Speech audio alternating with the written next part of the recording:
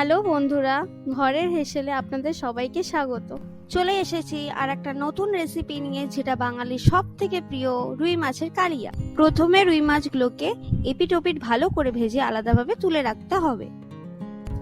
এর জন্য আমি আগের থেকে রেডি করে রেখেছি একটা টমেটো কুচি, পেঁয়াজ কুচি, ধনেপাতা কুচি, পেঁয়াজ বাটা, আদা রসুন বাটা আর একটু পোস্ত বাটা। তাহলে চলুন শুরু করা যাক আমাদের আজকের রান্না রুই মাছের কালিয়া। এরপর আমরা কড়াইতে পরিমাণ মতো তেল দেব। হালকা তেলটা গরম হয়ে এলে ওতে গোটা গরম মশলা আর পেঁয়াজ কুচি দিয়ে হালকা আঁচে নাড়াচাড়া করে নেব। পেঁয়াজটা হালকা ভাজা ভাজা হয়ে এলে তাতে পরিমাণ মতো চেরা কাঁচা লঙ্কা দিয়ে বেশ কিছুক্ষণ নাড়াচাড়া করার পরে পেঁয়াজটা একটু বেশ ব্রাউন হয়ে এলে তাতে আগে থেকে করে রাখা পেঁয়াজ বাটা দিয়ে আরো বেশ কিছুক্ষণ নাড়াচাড়া করে নেব, যতক্ষণ না পেঁয়াজগুলো ভালো করে ভাজা ভাজা হচ্ছে।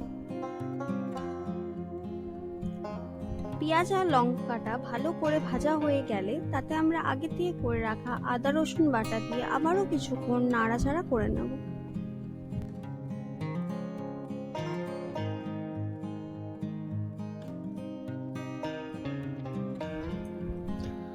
মশলাটা ভালো করে ভাজা ভাজা হয়ে এলে তাতে আমরা আগে থেকে কেটে রাখা টমেটো কুচি, ধনেপাতা কুচি আর স্বাদ মতো নুন দিয়ে কিছুক্ষণ মশলাটা কষিয়ে নেব, যতক্ষণ না মশলা থেকে তেল বেরিয়ে আসে।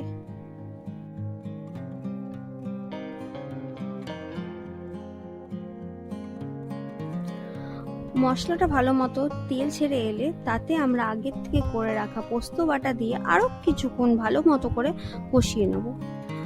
আর যদি তার মধ্যে মশলাটা যদি ধরে যায় কড়াইতে, তাহলে আমরা ওতে অল্প একটু একটু করে জল অ্যাড করতে পারি।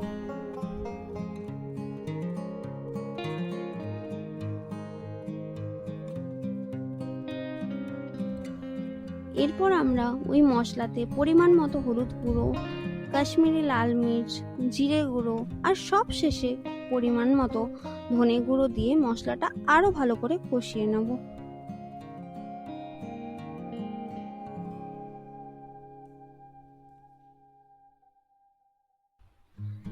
যেহেতু আমার মশলাটা হালকা কড়াইতে ধরে যাচ্ছিল, তাই আমি একটু জল অ্যাড করে তাতে স্বাদ মতো চিনি দিয়ে আরো বেশ কিছুক্ষণ কষিয়ে নেব, যতক্ষণ না মশলাটা হালকা বাদামি রং হয়ে আসে। এরপর আমরা তাতে হাফ চামচ শাহি গরম মশলা দিয়ে আরো কিছুক্ষণ ভালো মতো করে মশলাটা কষিয়ে নেব। এরপর আমরা আগের থেকে ভেজে রাখা মাছগুলো মশলাতে দিয়ে ভালো মতো করে মাছগুলোকে মশলার সাথে কষিয়ে নেব। তারপর বেশ খানিকটা জল দিয়ে তাতে ধনেপাতা কুচি উপর থেকে ছড়িয়ে 5 থেকে 10 মিনিটের জন্য হালকা আঁচে ঢেকে রাখবো। 5 থেকে 10 মিনিট পর ঢাকনা খুলে তাতে 1 চামচ ঘি দিয়ে 2 মিনিটের মতো ফুটিয়ে নিলেই রেডি আমাদের বাঙালির পছন্দের রুই মাছের কালিয়া।